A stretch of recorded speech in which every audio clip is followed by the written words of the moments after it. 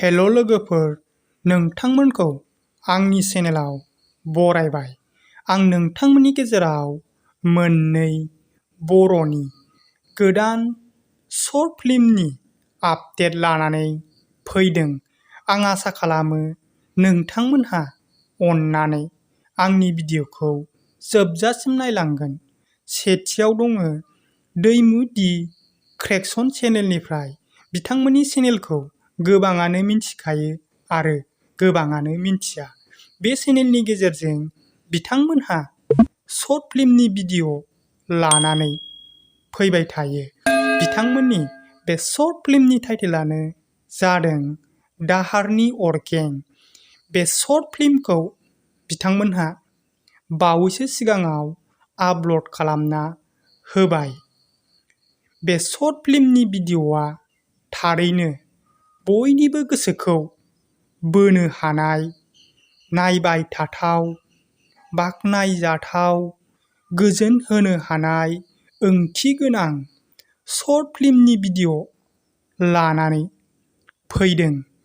बेबायदिनो बिथांमोनहा बयनिबो गेजेराव बयजोंबो मोजां मोनजानाय मोजां साबसिननिफ्राय हामसिन शर्ट फिल्मनि भिडिअ लानानै फैबाय थानो हाथों।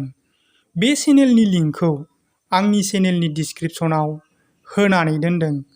नोंथांमोनहा दासिमहालागै बिथांमोननि बे शर्ट फिल्मनि भिडिअखौ नुवाखैबा थांना नायनो हागोन। लोगोसे बिथांमोननि चेनेलखौबो सापर्ट खालामना फै। नैथियाव दङ नान डिजे स्टुडिअ चेनेलनिफ्राय। बिथांमोननि बे चेनेलखौ गोबाङानो मिन्थियो आरो गोबाङानो मिन्थिया। बे चेनेलनि गेजेरजों बिथांमोनहा शर्ट फिल्मनि भिडिअ लानानै फैबाय थायो। बिथांमोननि बे शर्ट फिल्मनि टाइटेलानो जादों उदांस्रि नैथि खोन्दो।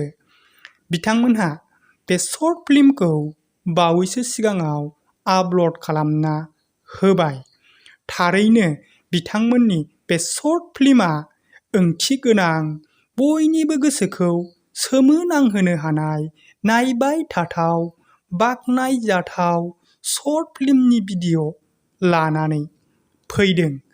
बेबायदिनो बिथांमोनहा बयनिबो गेजेराव बयनिबो गोसोखौ गोजोन होनो हानाय, नायबाय थाथाव, मोजां साबसिननिफ्राय हामसिन शर्ट फिल्मनि भिडिअ लानानै फैबाय थानो हाथों।